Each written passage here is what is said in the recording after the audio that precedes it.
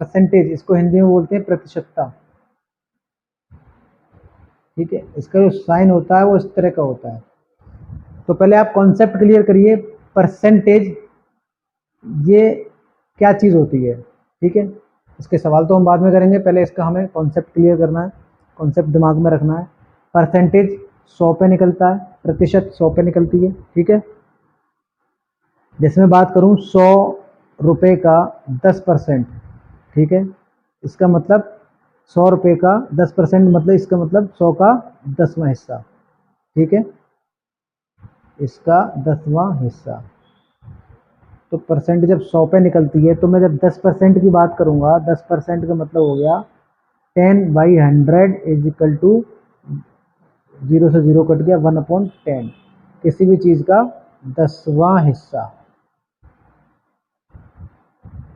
ठीक, 20% की जब हम बात करेंगे तो इसका मतलब होगा 100 इज इक्वल टू 1/5, 0 से 0 कट गया, 2 से 10 कटेगा 5 बार, तो ये 5वां हिस्सा निकल के आएगा।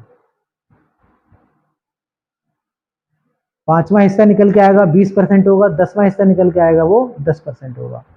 अब मैं 25% की अगर बात करूंगा तो 25% का मतलब होता है 25/100, 25/100 इज इक्वल टू 1/4। इसका मतलब ये चौथा हिस्सा। आ रही है दिमाग में बात? 25%, किसी भी चीज़ का 25% की बात होगी तो हमें चौथा ही हिस्सा दिमाग में आना चाहिए उसका। मैं 50% की अगर बात करता हूँ तो 50% का मतलब होता है 50/100 इज इक्वल टू 1/2, दूसरा हिस्सा, यानी आधा। आधा भी कह सकते हो और इसका दूसरा हिस्सा भी कह सकते हो, या आधा हिस्सा। ठीक है, अगर मैं 50%, जैसे 100 का 50% 50, अगर मैं 500 का 50% बोलूँगा, 500 का 50% इसका मतलब आधा, तो 250। ठीक है, ऐसे 25%, 500 का, 500 का अगर 25% हमें निकालना है तो क्या निकलेगा? 500 का 25%, तो देखना 25% का मतलब चौथा हिस्सा। ठीक है, तो 500 का चौथा हिस्सा क्या करेंगे? 500 का चौथा हिस्सा मतलब 500 में हम 4 का जब भाग लगाएंगे तो 500 को 4 जगह पे जब बांटेंगे तो क्या निकलेगा? 125। अब जैसे हमें 20% निकालना, 25 निकालना, ये तो आसान है, 30, 35, 40, 45। ठीक है, ये भी निकालने का तरीका बताऊंगा, वो भी आसान तरीके से। अभी आप इस आसान भाषा में आप जो है इस कॉन्सेप्ट को अपने दिमाग में बिठा लो। 25% का मतलब किसी भी चीज़ को आप 4 भाग में तोड़ देंगे, क्योंकि 25 का भाग हम 100 में जब देंगे तो 4 बार जाएगा, 25 चौक 100। ठीक है, इसलिए 25% का मतलब चौथा हिस्सा। समझ आ रहा है? अब इसका एक फॉर्मूला मैं आपको बता दूं। जैसे आपको ये निकालना है, किसी ने कहा कि 5000 इसका इसका निकालना है आपको 40%। ठीक है, या 5000 का 20%, 20% का मतलब 5वां हिस्सा। 5वां हिस्सा मतलब हमें इसमें 5 का भाग देना है, सिंपल। तो हम ऐसे भी कर सकते हैं कि 5000 में जब हम डायरेक्ट 5 का भाग लगा सकते हैं तो ये 1000 निकल के आएगा। इसका मतलब 5000 का 20% होगा, वही 1000 होगा। अब इसको समझने के लिए आप ये करो, 5000 का जब 20% निकालना होगा तो 5000 में 20 का मल्टीप्लाई होगा और अपॉन में आएगा 100, क्योंकि परसेंटेज 100 पे निकलती है, इतने याद रखो। तो 20/100। ठीक है, तो 0 से 0 जब हम काटेंगे तो 5 10, इसका मतलब 5000/5, ये वाली बात बन गई। इसका मतलब 1000। ठीक है, ये बहुत आसान तरीके से आप परसेंटेज को निकाल सकते हो।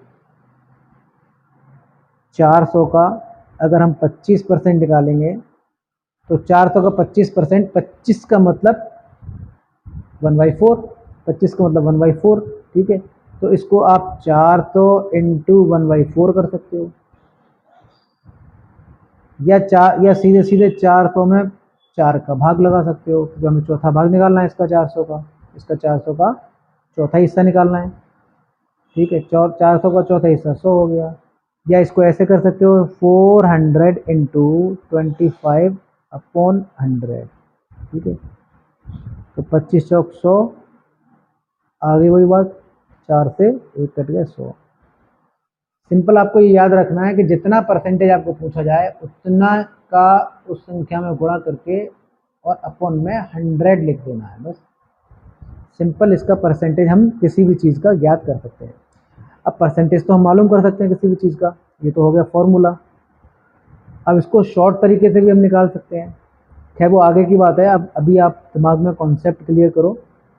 तो अगर आपको कॉन्सेप्ट दिमाग में अच्छे से मालूम होगा परसेंटेज का, तो आप इसकी जो शॉर्ट ट्रिक्स हैं वो भी आसानी से समझ सकते हो, ठीक है।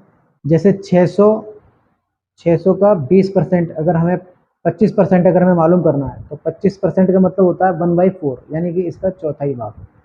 तो हम ऐसे भी कर सकते हैं 600 का चौथा हिस्सा क्या होगा, 600 क्या आता है 300, 300 क्या आता है 150, इसका मतलब इसका जो होगा 150, इसका 150 निकलेगा, ठीक है। 600 का 25% 150 निकलेगा, क्योंकि 600 इंटू 25/100।